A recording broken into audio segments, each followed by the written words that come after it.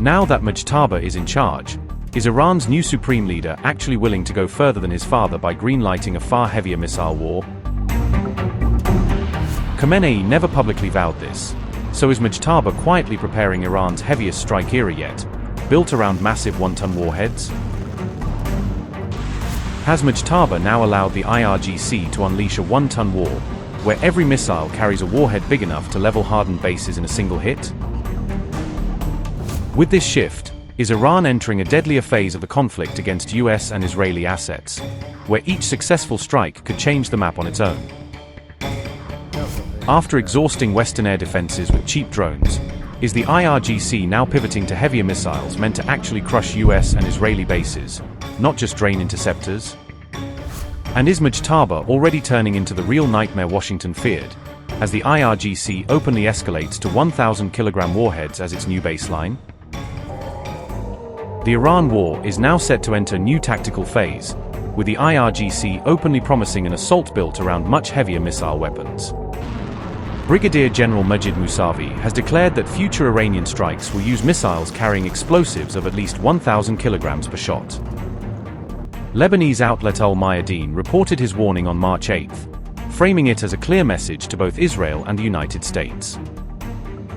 That declaration signals a fresh tactical phase in Iran's missile campaign, shifting from smaller salvos to high-impact strikes on Israeli and US targets.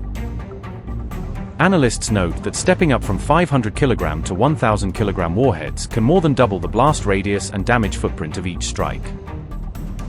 The IRGC has also warned that its salvos on US and Israeli bases will intensify in both scale and frequency as this new phase begins. Recent waves have already targeted forward bases, radar sites, and strategic energy facilities across the region. Iranian strikes have hit regional infrastructure, including reported attacks near Dubai Airport and Saudi Arabia's Ras Tanura oil refinery. Military analysts say Musavi's one-ton pledge marks a major shift in Iran's missile strategy, combining volume with raw destructive weight.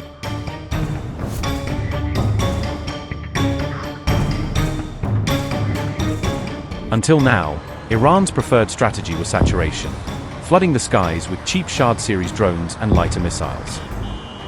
The aim was to drag US, Israeli and Gulf defenses into a costly war of constant interception, not necessarily to level every target.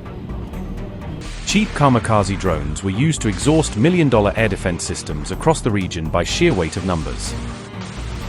Defenders often had to fire 2 or 3 interceptors at each incoming threat, driving up the cost per successful shoot-down.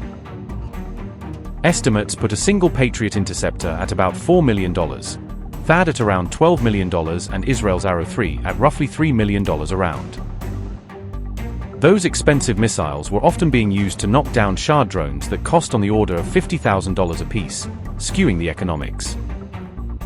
By contrast, Iran's new strategy focuses on heavier ballistic missiles meant to punch into hardened bases and key infrastructure.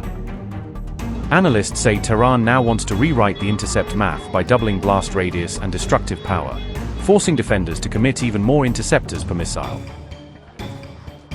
Shanaka Anselm Pereira said, and I quote, "The IRGC just changed the economics of this war with a single sentence. The shift from 500 kg to 1,000 kg warheads doubles the blast radius and destructive effect per missile. It also doubles the interceptor problem." Unquote. Pereira argues the real price is not in dollar figures, but in what a single successful one-ton hit can do to a vital base, refinery, or port. He stresses that air defenses must still try to intercept every missile, regardless of how big the warhead is or how much it costs to build. He also notes that previously reported interception rates were largely based on Iranian missiles carrying warheads between roughly 450 and 600 kilograms.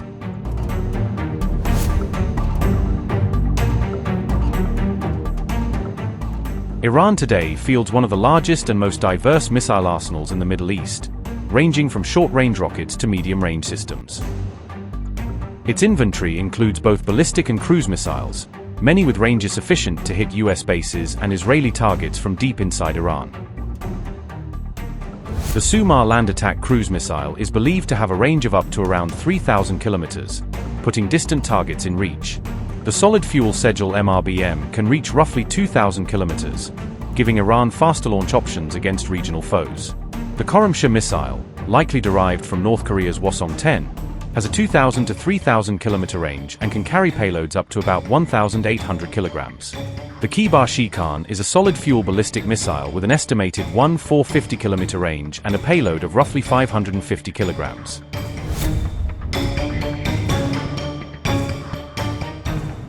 Since February 28th, Iran has launched nearly 3 dozen combined salvos of drones and missiles in its ongoing waves. The 33rd attack wave reportedly mixed Kheibar Shekan missiles with the much heavier Khorramshahr, showcasing both speed and payload. Both missile types use maneuverable re-entry vehicles that Iran claims can shift trajectory at speeds near Mach 8, complicating interception.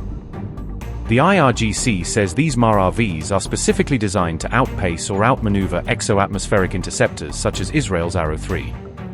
With 1-ton ballistic warheads in the mix, any single failure on the missile defense front now carries far higher consequences for US and Israeli bases than before.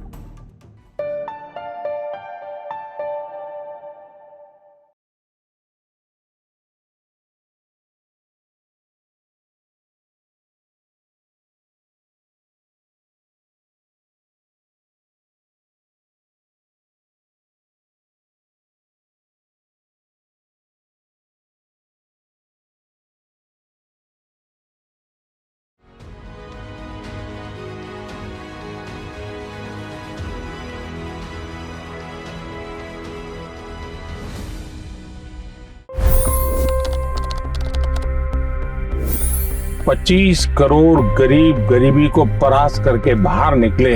For the good of our nation, let's work together and let's truly make America great again. The fastest news breaks. Requested PM saying that we will have to speak to Putin and to Zelensky. The biggest newsmakers. The relationship with India is probably the most important bilateral relationship the US will have for the rest of this century.